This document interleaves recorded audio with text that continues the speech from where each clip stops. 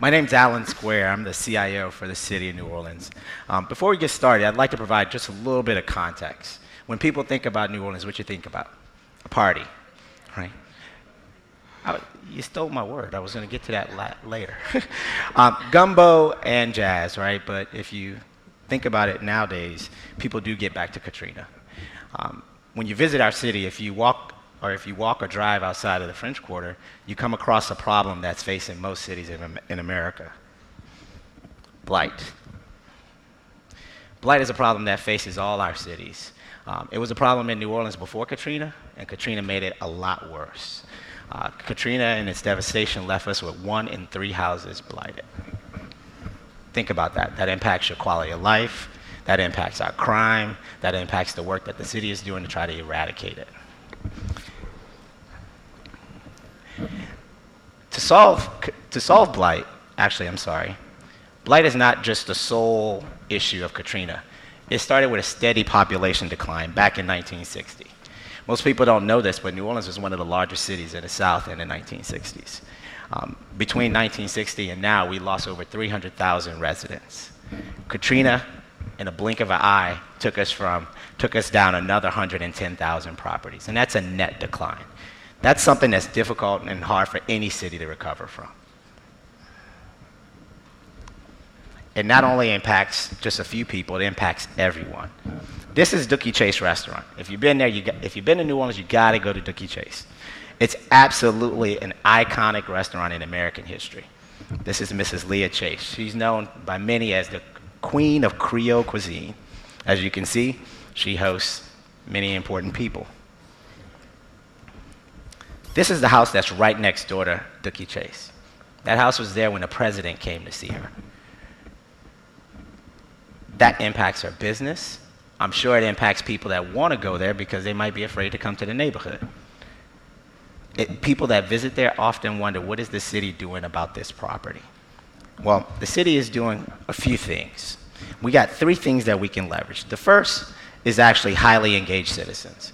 When I got to the city in early 2010, folks came to us every day, bringing us sophisticated maps, not so sophisticated lists. They were giving us properties that they wanted us to do something with. Those conversations were difficult because they would bring us stuff and we couldn't do much with it. We needed to figure out how to leverage that energy that they were bringing to us. Second thing we had is a strong mayor, probably one of the best mayors in the country. He made a mandate when he first got to the city. He said, in 3 years, we're going to eradicate 10,000 properties of blight. That's a drop in the well of the issue that we're facing. But it's actually a strong mandate and focus that we would be pushing that way. The third thing we had is we established what they call Blight Stat. Like many of the city stat initiatives, this was the first one that the city of New Orleans took on. Absolutely making it a priority. It's a meeting that's held in public. It's not a report out to citizens. We don't prepare for it. We actually go there and we air out all our dirty laundry. We talk through the process. We're held to task. Sometimes I'm held to my task. People kick me in the butt when I'm not doing what I'm supposed to be doing. But absolutely, this is something that we needed to leverage.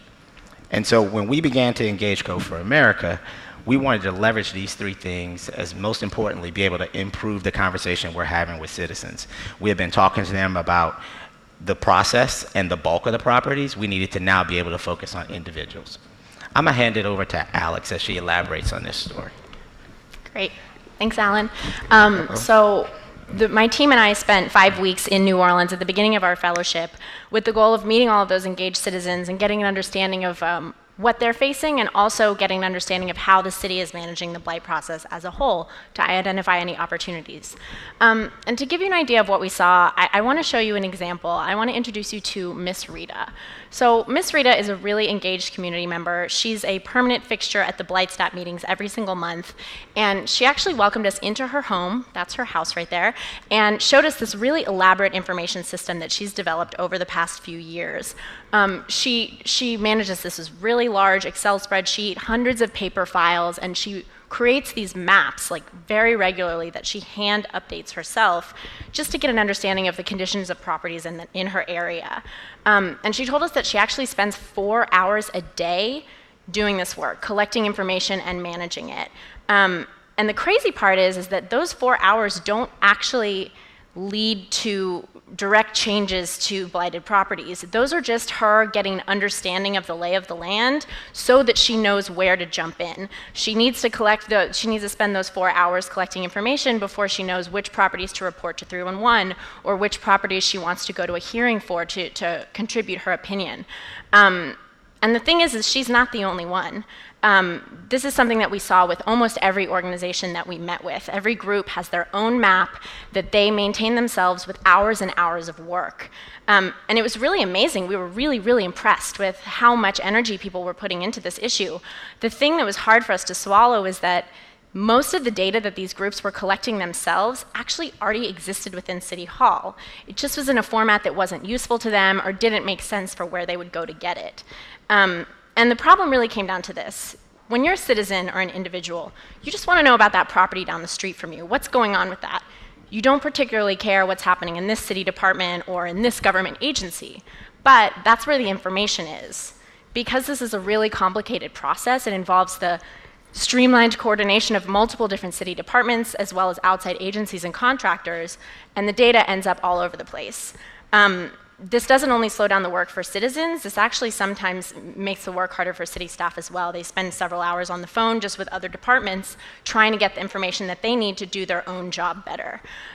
So this is where we identified an opportunity for us to jump in and see if we can do something. So I'm going to turn it over to my teammate Eddie and let him tell you guys a little bit about what we did. Hi. So we knew that we wanted to provide data to the public, but we couldn't provide it in its raw form. There were lots of spreadsheets scattered in lots of different places. So what we wanted to do was provide information to the public that can tell stories. So you can understand what is going on in this property, what is going on in the city as a whole. So we wanted someone like Ms. Rita or someone like Ms. Rita to have a simple interface. They can just type in an address and see everything about that property. So this is information coming from the city. Here we provide a very simple progress bar that basically generalizes what is going on. It gives you a bird's eye view of what's going on in the most simplest way. But if you want more information, if you want to see everything that's happened to this property, you get a detailed log about that as well. The other thing is that Ms. Rita wasn't just managing one property. She was managing lots of properties. And we saw this with all the groups. They all had dozens and dozens of properties to work with. So we also created the ability for them to monitor properties that they're interested in. So we created a watch list. Here's the most important part about this entire project. This is information that's coming from the city directly. This is the first time that the public will have access to the same information that the city has about blight. This hasn't existed before. What this means is that we can send notifications to anyone who subscribes to any of these properties to let them know what is going on. We also wanted to provide a bird's eye view of the entire city and the entire process. So Ms. Rita or whoever is working on specific neighborhoods can zoom into specific areas and apply filters that are relevant to their questions. We also wanted to improve the conversations between the city and the public. So we created a help center. Here we educate the public in how the process works. Code enforcement is very complex. So we want to describe as much of the process as possible to encourage better conversations between the public and the city. This is a project that we're going to continue working on after Code for America with the City of New Orleans. But and other cities have expressed deploying this project in their cities as well to help manage blight.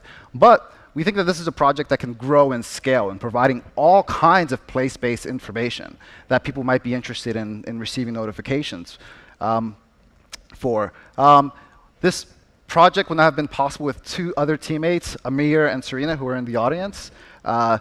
They were critical in this project to ensure its success. We also had amazing partners in the city. I skipped ahead, but now Alan is going to give some closing statements. Thanks, Eddie. I'd like to wrap up with one quick short story. When we got to the city in 2010, the mayor asked me a question, which he thought was pretty simple. He said, when would I be able to drive down the street and know everything I need to know about that blighted property? I struggled. I really struggled with that answer. I knew we had poor IT systems, and our data was even in poorer shape than that.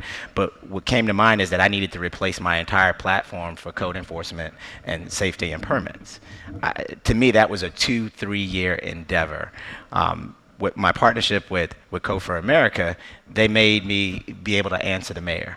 Not only can I answer his question with this tool, but I'm also providing data now to citizens. So citizens can now transform the conversation. No longer are they asking us about piles of properties. Now they're asking me specifically, why is this inspection taking so long? What's the outcome of that adjudication hearing? Why? These are now conversations that now allow us to do more work and push us down the road in terms of eradicating blight, rather than us spending time trying to put together data to try to have a conversation. So we're looking forward to transforming that conversation, and that's actually happening next week with the launch of Blight Status. So I'd like to say thank you to you all as well as to the team. I'm really looking forward to it. Thank you.